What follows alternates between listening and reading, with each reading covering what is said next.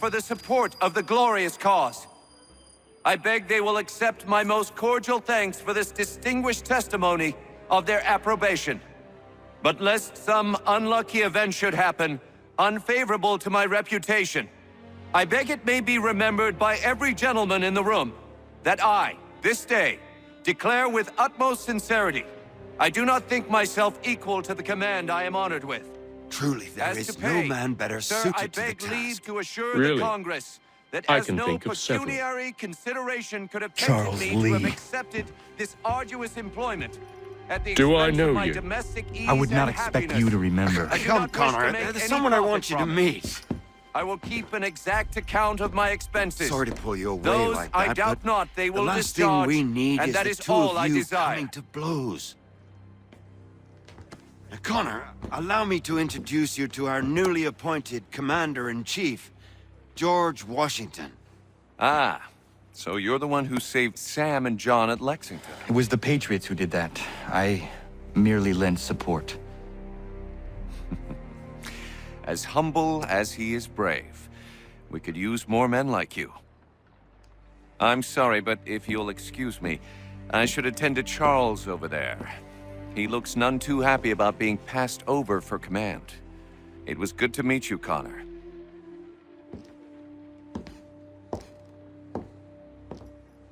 Tell me you have news of Pitcairn. I'm told he's taken shelter in Boston, where he's guarded by 1,000 redcoats. The only way you're gonna get at him is if we draw him out. Lucky for you, we're launching an offensive against the city in order to do just that.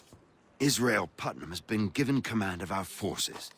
Present this to him and he'll provide whatever aid you require. You'll find him at the encampment on Bunker Hill. You have my thanks. No need. It's the least I could do. Pitcairn's a dangerous man. The sooner we're rid of him, the better. I would say the same of Charles Lee. Now that's an altogether different beast. Let us leave it for another day. Best you head to Boston, Connor.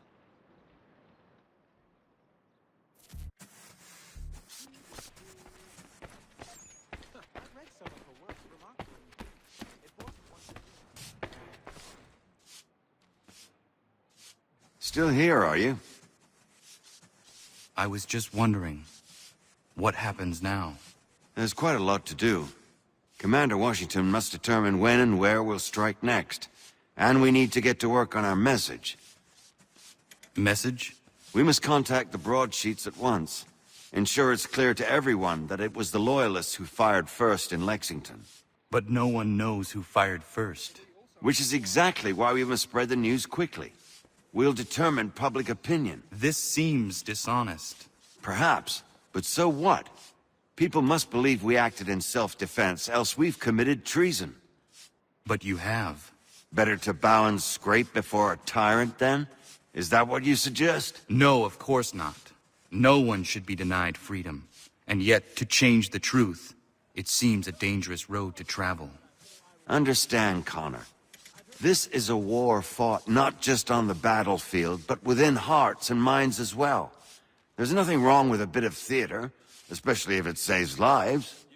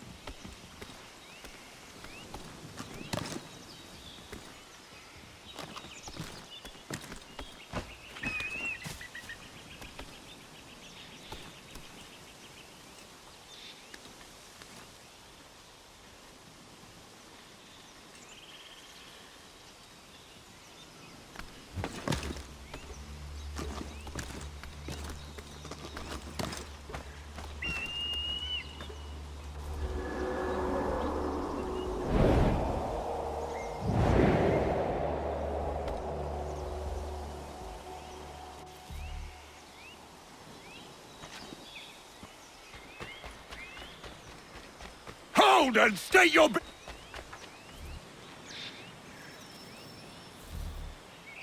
I'm looking for Israel Putnam. On whose orders? Samuel Adams.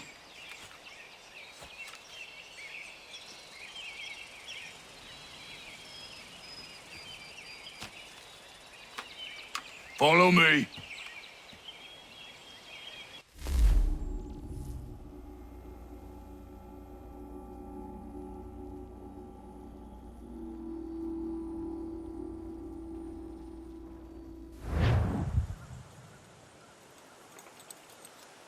This is not Bunker Hill.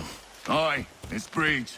There's been some disagreement as to where we should encamp. Any news from Boston? The Tories aren't moving, and any time we try to press them, we lose a dozen men. I think Putnam and the others plan to assemble artillery on these hills. A good shelling might make the Redcoats rethink their strategy. And what of John Pitcairn? That bastard's the cagiest of the bunch. He's appeared time to time to taunt us, so send regards by way of cannon fire. It's all right, though. He'll have what's coming to him soon enough.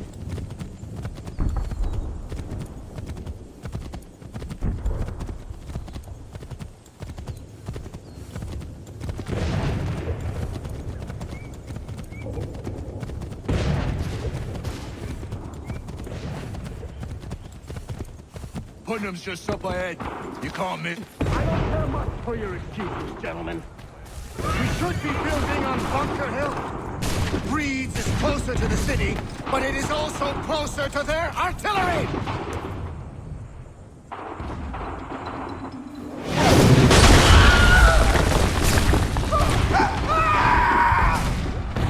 I rest my case. I'm going back to Bunker Hill. Good day, gentlemen! General Putnam! What? I'm looking for John Pitcairn. I was told you would be able to help me find him. He's tucked away inside that city with no reason to leave. As long as that ship continues its assault, we'll never flush him out. But if the ship was silenced... Oh, then poor John might be forced to get off his arse and come forward. I'll fly this flag to signal my success. And I shall speak fondly of you at your funeral.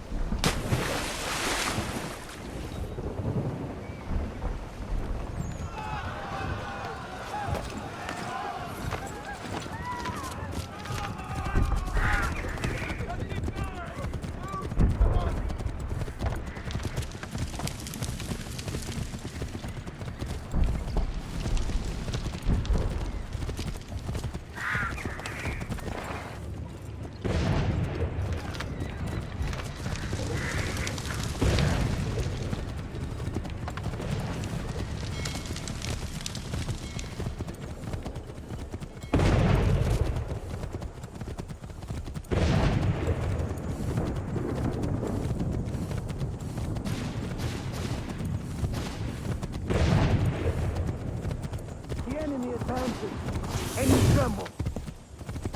They've better numbers, you say. Better weapons, better training. But I do not fear. And neither should you. For what they have in material, they lack in conviction and care. But not us. We have discipline. We have order. And most importantly, we have passion. We believe. So maintain vigilance. Conserve your ammo. Ensure a proper line of sight. And above all else, men, do not fire until you see the whites of their eyes.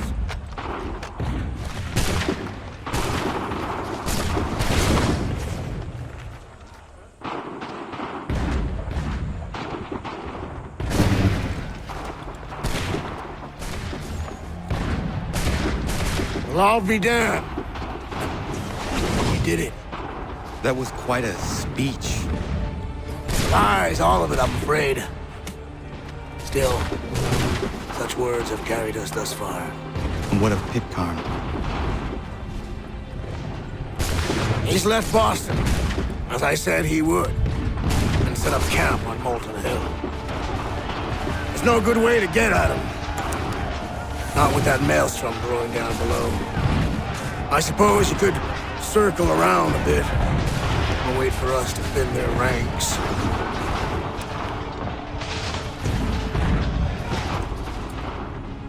There is no time. I will have to chance a direct approach. That's twice today you proposed the impossible. I see no other choice. Not because you're mad as a March hare, son. I expect an apology on my return.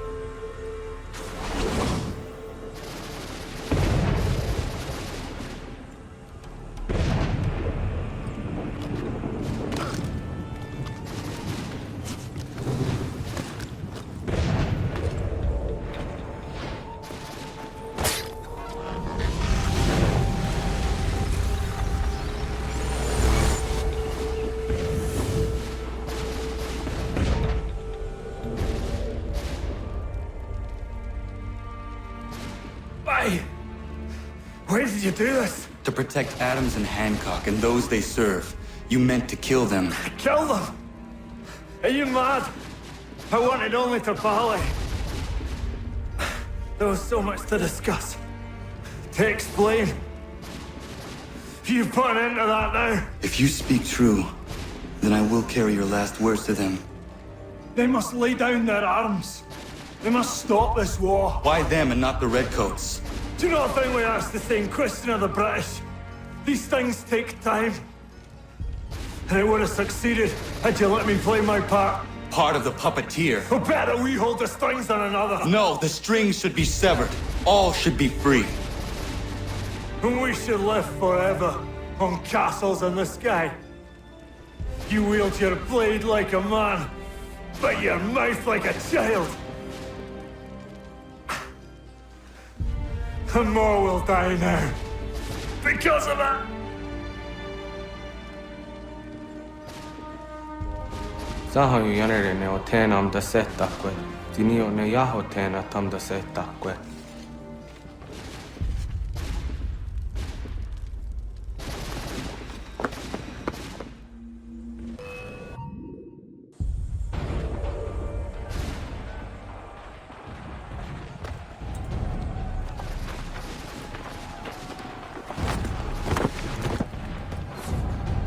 How dare you sneak up on me like that? Why don't you just go out there and just help this camp retreat? Don't ever do that again, you hear me? God damn it! General Putnam. You live. The same cannot be said for Pitcairn. Well done, I suppose. But it matters little now. I'm ordering a full retreat. We have lost too many in exchange for too little. If the Tories want this hill so badly, let them have it. Boston is the true prize. We have a bigger problem. What do you mean?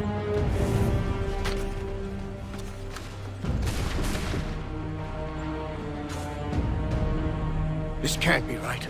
It says they plan to murder Washington.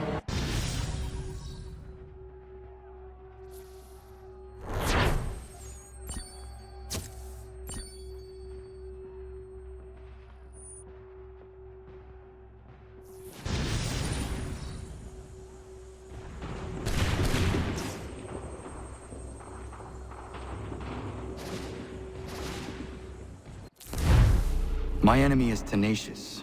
When money failed them, they took to force. But I have slain Johnson and Pitcairn both, ending their plots. George Washington now rallies the colonists and their march towards freedom begins in earnest. Little wonder, then, that the Templars now want him dead. They seek to reshape this land into something cold and ordered, something soulless. And he is an obstacle. I must save him, that his cause can flourish and my people remain safe. But the more I prod, the greater the chance I am discovered. The Templars believe their men lost the revolution. In their eyes, the assassins are gone and scattered, no longer a threat. But I fear they will soon discover the truth, and me along with it. I must tread carefully.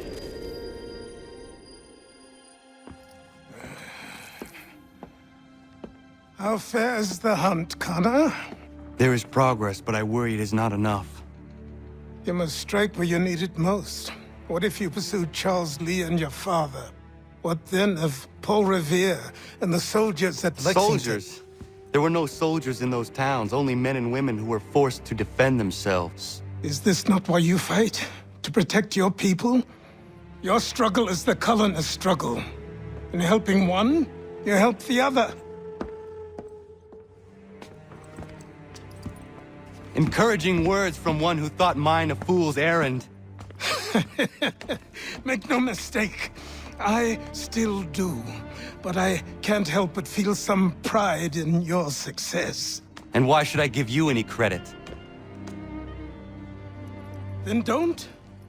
But first, return the robe and the blade and the darts and all of the years of training and knowledge I have bestowed upon you. Return these, and then your words may have some merit.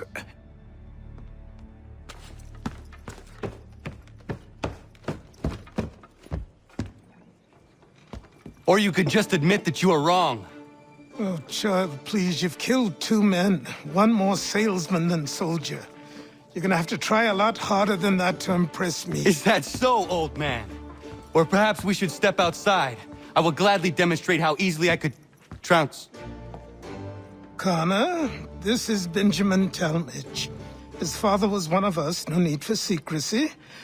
I think he has something he wants to say. Achilles tells me you've uncovered a plot to murder the Commander-in-Chief. Yes, but I have only false starts and dead ends to show for it. Not anymore, my friend. Thomas Hickey's your man, and I aim to help you catch him. How? I'll explain on the way. You and I are going to New York.